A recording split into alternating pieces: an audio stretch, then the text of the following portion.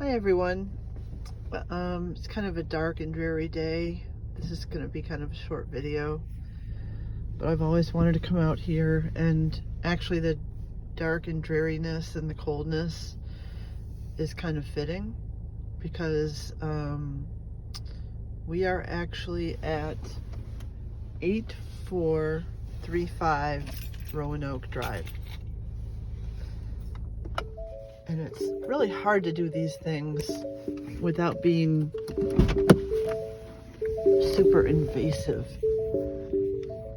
But this was the house where the exorcism happened.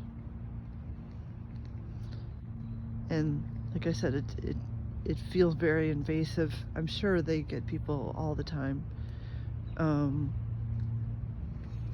It wasn't a young woman like in the movie. It wasn't a little girl like Linda Blair. It was a 14-year-old boy. His name was Roland Doe. I don't have a lot of information on the actual exorcism. I know this much. I know that, and this is really kind of it's a nice street, you know? Like, I would live here. This is really pretty, just really homey, nice. But I have to be honest, I'm getting kind of a creepy feel from it too.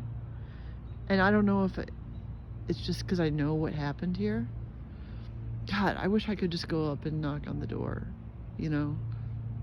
I'd give anything to do that. But, that's just too invasive. I feel invasive enough as it is right now. They're probably looking at me saying, like, beg off, lady. But, so what happened was this child named Roland Doe, and see, this is how normal this family who lives here now is. Look, they've got an SUV. I'm not going to show the license plate, obviously, but, with a Christmas tree on top. It's just a normal family, with a Black Lives Matter sign. And, I just wonder what it would be like to live in this house, So Roland Doe, he was a 14-year-old boy. I don't think Roland Doe was his actual name, but it was similar. You can look it up online. I don't have a lot of information. I'm not Grim Collective. He has a bigger video with more information. But what happened was the boy originally was in Maryland with his family. His aunt, who he was very close to, was bought him a Ouija board, and she was very much into the supernatural, and they used it together. And then she passed away, and he was heartbroken. He was very close to his aunt, and 11 days after she died, exactly 11 days, he decided to try to reach her on the other side with the Ouija board. And needless to say, strange things started happening. I believe the first thing that happened was he started getting cuts on his body that just out of nowhere, and just strange things that couldn't be explained. So that's where this house comes in. They didn't know what to do, so they came to St. Louis and they moved into this house. And this is the Exorcism House, 8435 Roanoke Drive, St. Louis. I live in the city, and I always want to check out, there's not a lot of historic places, but I'm really interested in historic happenings, especially like dark. I just happened to, my other 2 videos, I'm in cemeteries, so that should tell you something. But yeah, I'm gonna get a little bit closer. God, I hope I'm not being too invasive here. But it's a really pretty house. I mean, it's really cute.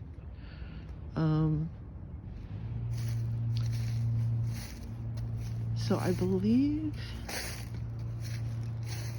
back here, you see where this ladder is that goes up to this, and I swear I'm getting like a really creepy vibe right now, but it's just a house, you know. I believe this up here, I think that's the room it happened in. I'm almost 100% positive. It could be that one, or those could be the same room, I don't know, but I'm pretty sure it's that one. And after, it didn't end here. They actually ended up taking him down to St. Francis Church, where my brother got married, down at St. Louis University, and went and took him back to the rectory there and worked on him there. And then they took him to a hospital, which is now, I believe, been torn down. Or I think it's still there. Maybe I'll do another video about that. But this is kind of the middle ground, but it's the main, the main house. The house. The Exorcist House. And by the way, the man, Roland Doe, went on to become a NASA scientist. He had a full recovery, long life, passed away. I'm not sure where he's buried. I don't think he's buried here in St. Louis. I know that the priest who did the exorcism, the main priest, who Max von Sydow is based on, I know he is here in Calvary Cemetery, and maybe I'll take a drive over there and do a video over there. But God, I wish I could just go up and knock on the door. I'm thinking about it, but nah, these people don't want me doing that. But wherever Roland Doe is now, I'm sure he's in heaven. God bless him. I'm glad he made a recovery. I'm glad he was able to go on and live his life in anonymity. We didn't find out who he was until years after.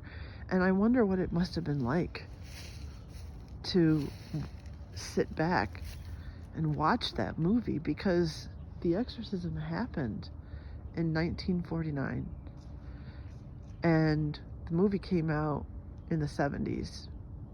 So, he obviously would have known about the movie, saw the movie, maybe even, and I just wonder what that would have been like.